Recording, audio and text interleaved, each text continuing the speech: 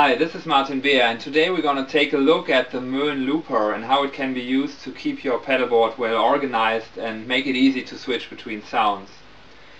There's a whole lot of possibilities the MOEN Looper can be used that I will explain in this video. Let's just start with the way that I have set it up on my small pedalboard that I use for rehearsals and smaller sessions. Okay, so let's take a look at the features of the looper and the signal path on this board. The guitar comes here into the looper and goes out here, which is pretty obvious. Then we have two loops, A and B, with each send and return, of course. This button switches between loop A and B, and this button activates whatever loop is selected at that time. So now it would be loop B that's pre-selected, and we switch this in with this button. And now, once the looper is active, I can switch to A or B and switch A or B off all the time.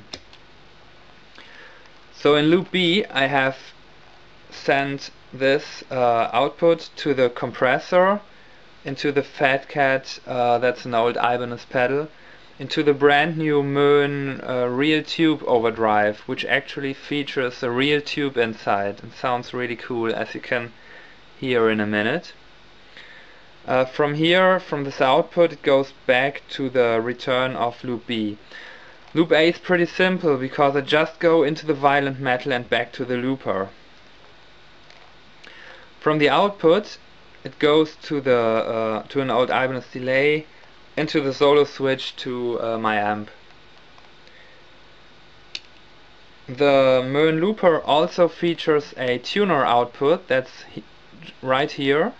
There's a note on the output to demonstrate this, and this button is the tuner button that features the whole looper, that mutes the whole looper. Okay, so let's try this. D. Perfect.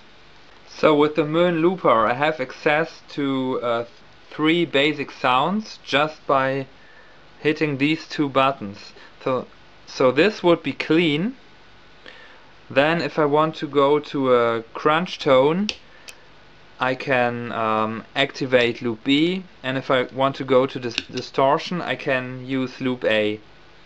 And if I want to go back to clean, I just push the true bypass button. So let's say I have the compressor and the tube overdrive active, and I want to switch from a crunch tone to the distortion tone. With the violent metal, that would be just hitting this button, because now it's loop B active, these two pedals are active, this one's out, and now I go to loop A, so these two are out and this one's in. If I didn't have this looper, that would mean I would have to have this off for crunch, and then if I want to go to the violent metal without these two, I would have to switch this out, and this on. So that would mean I'd have to press three buttons instead of just one. Let's say you have a noisy vintage pedal, you would just have to put this inside one of the loops and you would have true bypass without modifying your pedal. Please feel free to post any questions you might have, and now let's close this video with a short musical example to demonstrate how I can access the three basic sounds that I had mentioned before just by using the looper without touching any of the other pedals. So thanks for watching and bye bye.